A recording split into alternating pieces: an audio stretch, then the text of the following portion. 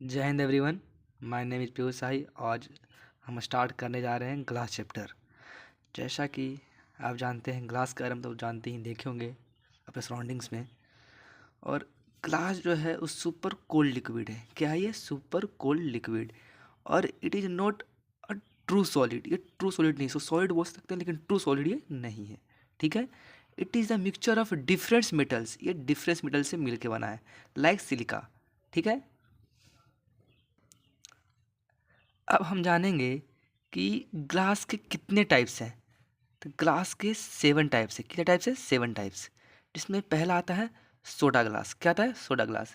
ये जो soda glass है ये कंटेन यानी मिल के बनता है Na2CO3 से और CaCO3 से एंड सिलिका से।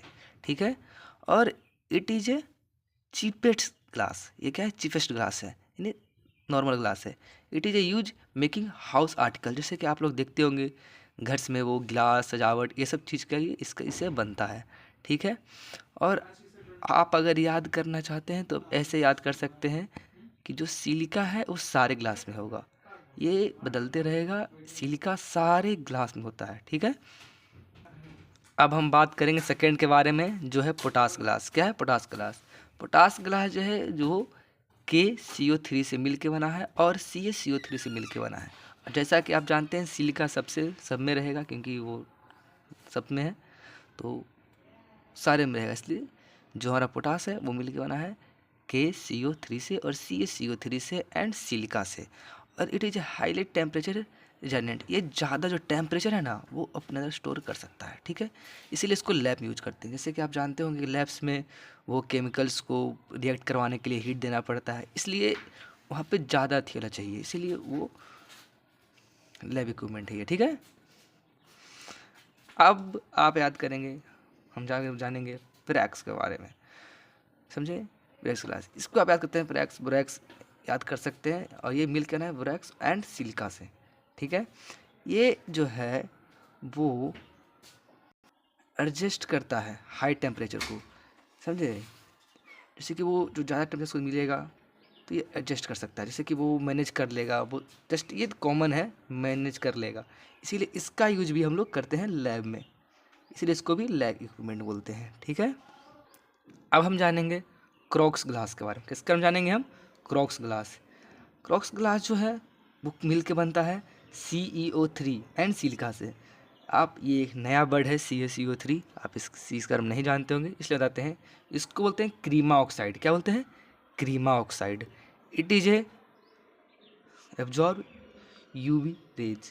UV रेज का हम जानते होंगे, उसको ये एब्जॉर्ब कर लेता है। जैसे कि आपने लोगों को देखा होगा कि वो सनलाइट निकलने पर चश्मा लगाते हैं कि हम चश्मा पहनेंगे तो हम आँख पर इफेक्ट नहीं पड़ेगा। तो वो जो चश्मा होता है ना वो इसी ग्लास से मिलकर बना होता है। समझें? आप इसको ऐसे याद कर सकते हैं कि चश्मा जो है वो इसी ग्लास से मिल के बना है, तो यूवी रे करेगा कंटेन, ऑब्जर्व कर लेगा। ठीक है। जो आप देख सकते हैं यहाँ पे लिखा हुआ भी है मेकिंग गूगल एंड लेंस। इसको आप याद करने का एक टेक्निक ऐसे कर सकते हैं कि कुक्स ग्लास यानी घर से हमें बाहर निकलने से पहले हम क्रीम लगाते हैं, यानी क्रीमा ऑक्साइड से मिल के बना है। ठीक है।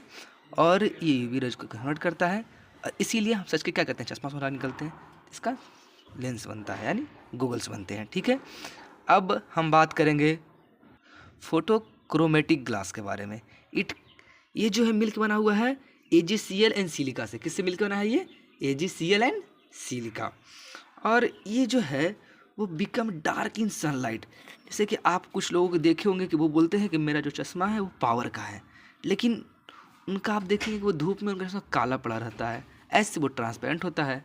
तो हमें लगता है ये कैसे हो रहा है, धूप में कैसे काला पड़ गया, फिर ये शांत कैसे हो गया, ठीक कैसे हो गया, ट्रांसपेरेंट कैसे हो गया।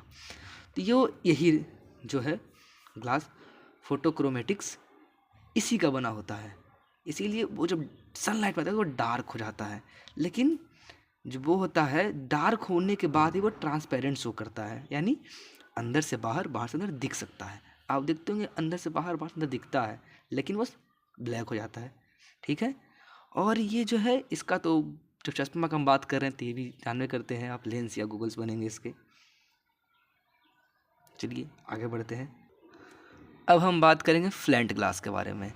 जो फ्लैंट ग्लास है it contain Na, potassium, Pb यानी लीड और सिलिका से मिलकर बना है। किस किस से मिलकर बना है? It contains Na, potassium, Pb यानी लीड और सिलिका से मिलकर बना है।